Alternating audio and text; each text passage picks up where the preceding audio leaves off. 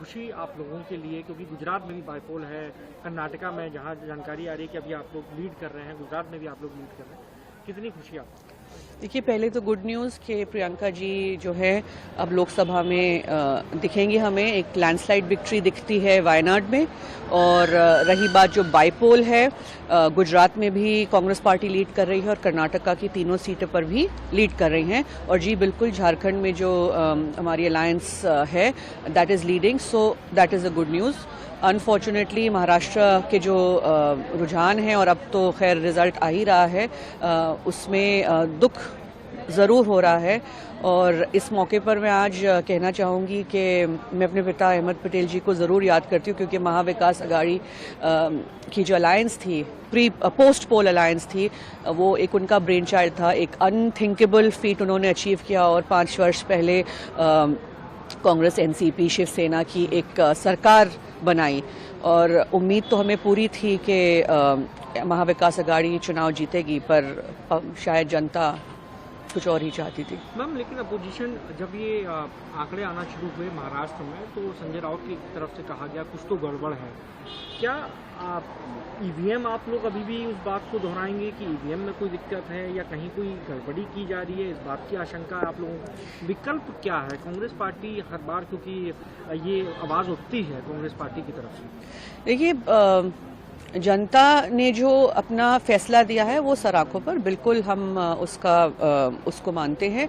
पर कहीं मैं ईवीएम गड़बड़ की बात नहीं करूंगी, बट कहीं कहीं अगर आप देखेंगे पिछले कुछ वर्षों से कि जहां एक बड़े स्टेट में चुनाव होता और साथ में एक छोटा स्टेट, तो छोटा स्टेट आ जाता है विपक्ष के खाते में कहीं ना कहीं, और बड़ा स्टेट जो है वो एकदम चुपचाप निकल जाता है।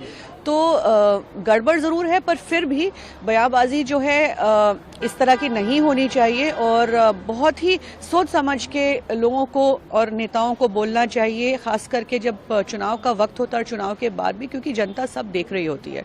और आज पब्लिक को शायद ये जो लाडली बहन स्कीम है, देखा हमने कि औरतें बड़ी संख्या में निकली हैं, तो जो डायरेक्ट बेनिफिट्स हो रहे हैं मध्य प्रदेश में हमने देखा है, हमने ये अभी महाराष्ट्र में देखा है, तो शायद जनता यही चाहती होगी। आपने अपने फादर को मिस, आपको लगता है कि जिस तरह की राजनीति वो करते थे, उनको काफ़ी लोग उनकी बातों को बहुत गंभीरता से लेते थे, चाहे विपक्ष के नेता हों चाहे पक्ष के नेता हों? आपको लगता है कि अभी पार्टी में पटेल साहब की जगह जिस तरह से वो काम करते थे वो चीज़ लोग कर नहीं पा रहे हैं, या कमी खल रही है पार्टी को, एक अच्छा रणनीतिकार नहीं है पार्टी के पास? क्या आपको कहना है? नहीं, बेशक Ahmed Patel is missing, and आप देख रहे हैं जो कहते थे और जो करते थे बड़े गंभीरता से करते थे, और सोच समझ के सबको साथ लेकर करते थे। तो जब अगर किसी फैसले पर या निर्णय पर वो आते थे, तो ऐसा नहीं था कि उनकी मर्जी थी या उनके लोग थे या उनके हित में, खुद के हित में सोच रहे थे। वो पार्टी के हित में हमेशा बहुत गंभीरता से सोचते थे, और ग्रास रूट से लेकर ऊपर लेवल तक सबके साथ विचार विमर्श करके फिर एक नतीजे पे पहुंचते थे।